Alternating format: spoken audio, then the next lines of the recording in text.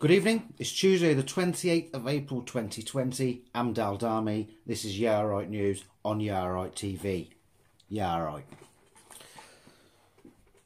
Today we're going to discuss how this government has proper let us down, the UK nation, down with its complete fuck up of this handling of the coronavirus pandemic.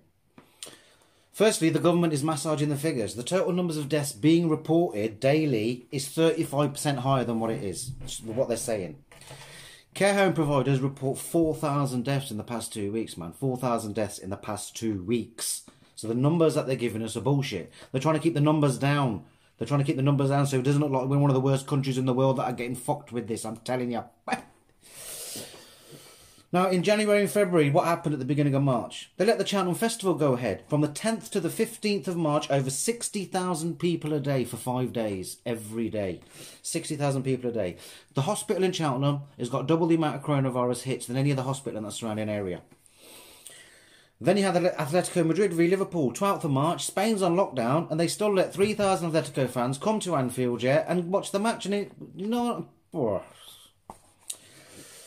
and then in February, the Health Minister states we are at low risk of being affected and it's nothing to worry about, mate, which we've spoke about before. And then Boris Johnson misses three coronavirus meetings leading up to this. Now, they did a test in 2016 called the exercise Cygnus. So what they did was they checked to see how this virus would affect, a virus like this would affect Britain and what they needed to do to get past it and how to fix it. And all the concerns and all the warnings were totally ignored. Nothing about getting this, getting that. It was all ignored, and they refused. The government refuses to publish those findings for us to see. Look at the state of the NHS after years of bleeding it dry. There were cheers in Parliament when nurses' pay cap was kept in 2018. All the MPs were cheering. And they've fucked all NHS care workers with this fuck up with PPE. Proper. There's NHS on the front line without the kit needed to work safe. Now, the government declassified the threat of this virus. They declassified it. So firstly, it was up here. And they goes, nah, man, it's not that dangerous. It's this dangerous. So by doing that, they weren't required by law to stockpile PPE in case of a pandemic. So they would save money, basically. So that's what the fuckers did as well.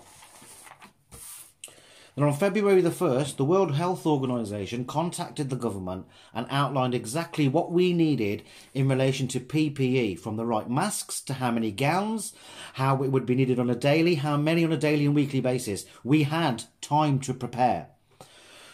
The government did nothing. We have companies making PPE here in the UK, sending them abroad because the government has not replied to their emails. The government had both the time and the resources to fully protect all care workers and all NHS staff. They failed them. They still refuse to admit that there are big issues with aprons, etc. and viability. Hundreds of NHS staff have had to use homemade PPE, from swimming goggles to protect their eyes to bin bags for aprons. This is a fucking disgrace. When the government counts PPE, when they say we send you 1 million pieces of PPE, they count each individual fucking glove. You know what I'm saying? Each individual glove. So Patrick Vallance, the government's chief medical officer, the bold-headed fuddu, he said that if under 20,000 people die, it's going to be a good result. Well, Mr. Bold-headed fuddu, now over 35,000 people have died in under 2 months, fucking within 8 weeks. What is it now? Of course they are. And next, let's have a talk about this joke of a lockdown. Firstly, it should have been earlier. Should have been way earlier. Should have been before Cheltenham, basically. There's still 12,000 people coming through our airports every week with no checks or fuck all, just rolling straight in. There's fucking Chris Froome motherfuckers and Sebastian Coes all over the place, cyclists and running everywhere. Police have been given no clarity on what lockdown rules are, so the police don't know what to do. And to this day, we have still not had any advice about wearing masks. Every other country has. No advice. And then they keep saying, yeah, we're following science. We're all following science. What fucking science? We're like science fiction, you fools. And these daily coronavirus meetings, what's the point? What is the point? It's the same old bollocks, same daily graphs, same bunch of fools chatting the same crap every day. Now this one's a massive one. Residential care homes, 5,500 care home providers in the UK. Of those, 1,000 have more than one care home. And no support has been given to the staff who work in these care homes at all. No number of deaths mentioned at all, because these fuckers know that if the true daily numbers are quoted, the UK public will realise that we are the worst affected country in the world. And that the government has fucked this up in a big, big way. What's your view on this, Jagger? कुत्ते बंदे आ bond पाड़ते नहीं बलैत दी साड़ियां ने कुत्तियां ने इन्हें दी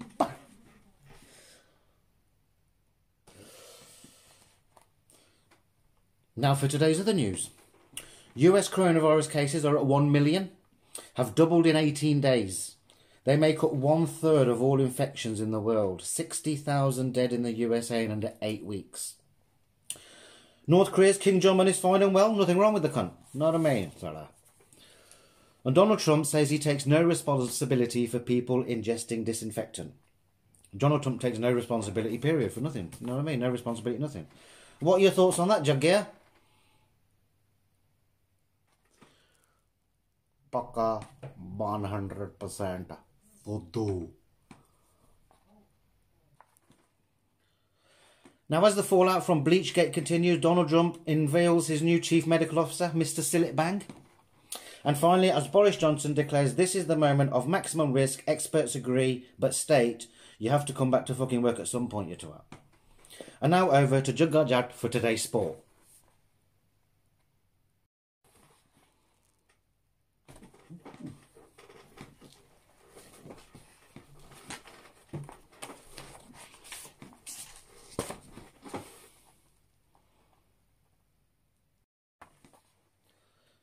Thank you, Juggarjat. Now, the weather over the next days is rain. We would normally say stay the fuck at home, but seeing as no fucker else is staying at home, do what you want. Now for tonight's shout-outs. You got Dick Long in Pittsburgh. Would like to give a big shout-out to Betty Swallows in Phoenix. And from New Zealand, Mr. Curly Pubes would like to give a big shout-out to Connie Lingus. And in Scotland, Holden McGroin would like to give a big shout-out to Hugh Janus. And in Canada, Jack Me Off, big shout out to Lou Scunt. And finally, Mr. Stevie B in Coventry, would like to big shout out to Indy's Little Pinky. I'm Dowd Army, this is Yeah Right News, this is Yeah Right TV, Yeah Right.